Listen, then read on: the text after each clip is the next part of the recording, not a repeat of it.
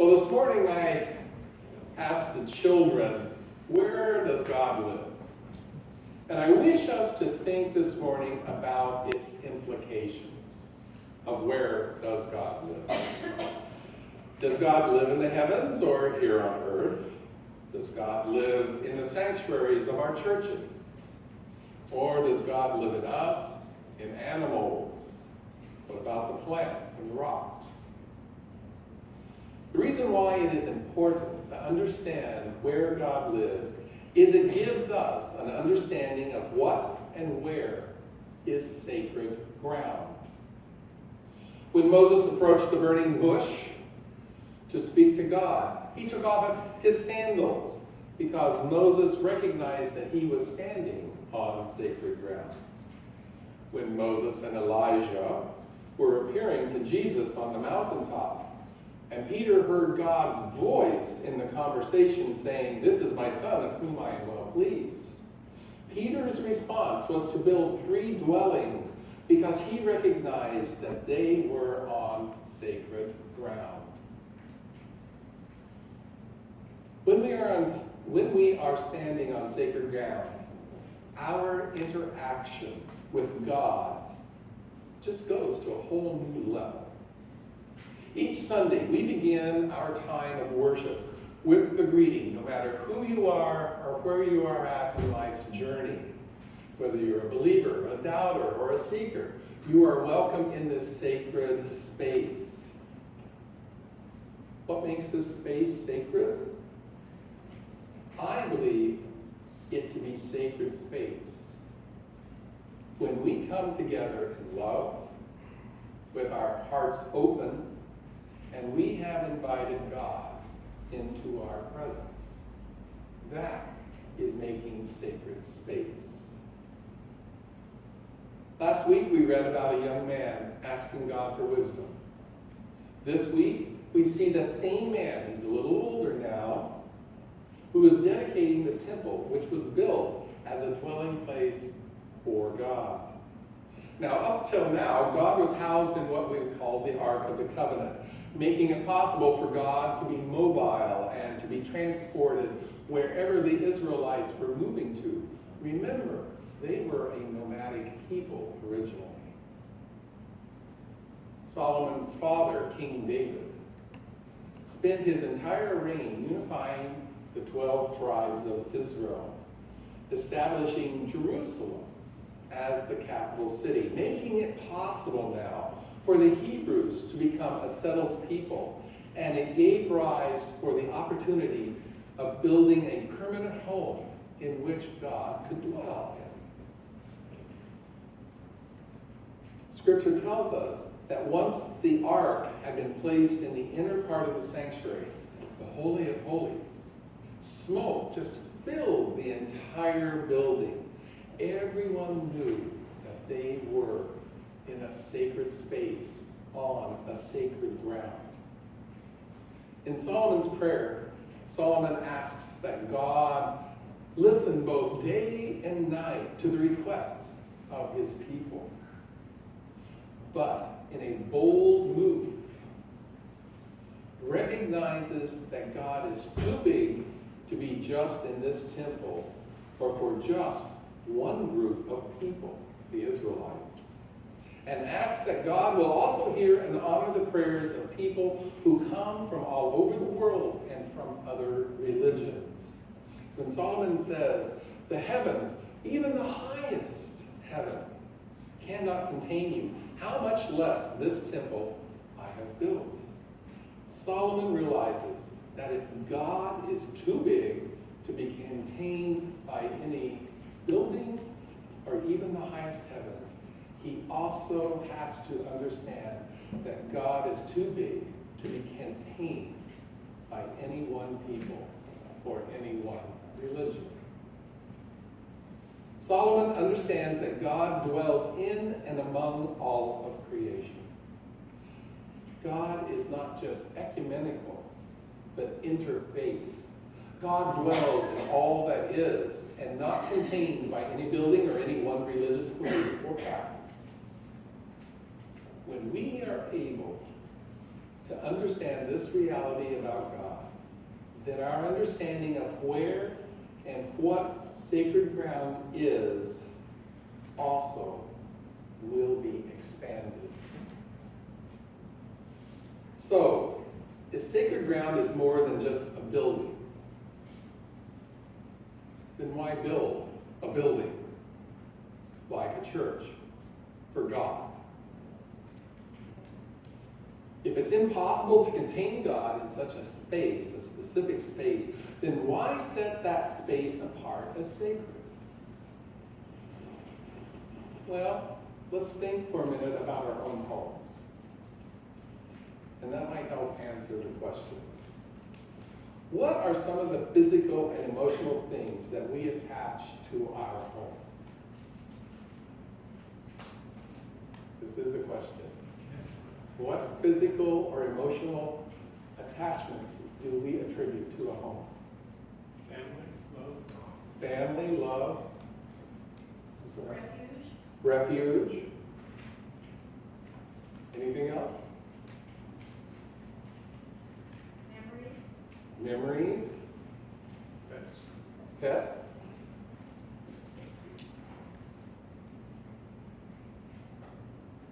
Anything else? I'm sorry? Home cooking? Okay, I'll buy that. Fun. Okay, I like that answer too. Security. Okay. A home is where we find, as mentioned, refuge and sanctuary. Safety is a primary attribute for a home as a protection from our elements and from predators. A home provides security, which is vital to achieve other activities like cooking or housing our pets. A home is also an expression of who we are internally. Our home provides space for gathering with others. As a faith group, we build churches for the same reasons. We build a building where we can gather, commune, entertain. It is a space that we come to in order to express our spirituality. The space that we come to worship in, we call the sanctuary. Now, sanctuary means a sacred place set apart for holy worship. It's refuge, safety from pursuit, persecution, or other danger. It can be a reserve for nature, a holy place, a temple. Anywhere people go for peaceful tranquility and introspection. When this building was dedicated in God's name, this building became sacred ground. When we invite God into this space, which we do each time that we meet, this space becomes more than just space for introspection. It becomes sacred ground to us, where we can have sacred conversations with God, with ourselves, and with others. Coming this Wednesday evening, we will start a series of sacred conversations that I hope all of you will take seriously enough to participate in. These conversations are designed with the basic question of who is truly welcome in this sacred space? Who is truly welcome in this sacred space? Now, some of you may feel that these discussions are not important, thinking that we collectively are welcoming to everyone. But each of us has a boundary. Each of us has a boundary where we resist inviting some part of God's creation into our sacred space. Every one of us. And when that space is violated, we can react in negative ways that destroys the sacredness of that sacred space. Like our homes. When we have that sense of safety, once we have had a home invasion, our sense of safety has been violated, and it is very difficult to overcome. Some people respond by putting bars up on their windows, and others by adding more locks or subscribing to security monitoring systems. Some respond by going out and purchasing a gun as a way of re-establishing that sense of security. I've even seen where people will sell their home and relocate to a new space as a way of re-establishing a sense of security. Sometimes these things help, other times they do not. But those are only band-aids for that deeper reality of not feeling safe. True healing cannot be done without creating sacred ground where we know that God is present as we work through re-establishing that sense of security. The inspiration of our song of preparation, His Eye is on the Sparrow, that we sang today, came one evening when Sibylla Martin and her husband were visiting with longtime friends, Mr. and Mrs. Doolittle. Now, this is not a setup. Mrs. Doolittle had been bedridden for almost 20 years. Her husband was a cripple who had to use a wheelchair to propel himself to and from work every day. And despite their afflictions, they lived happy Christian lives, according to Sibylla Martin, bringing inspiration and comfort to everyone who knew them. One evening, Dr. Martin asked the Doolittles and commented on how bright hopefulness they had and what was their secret. And Mrs. Doolittle's reply was simple. His eye is on the sparrow, and I know he watches me.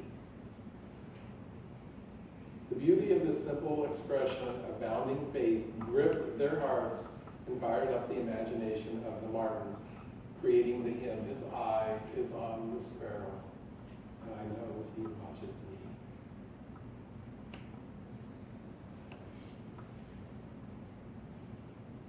I started this reflection with the question, where does God live?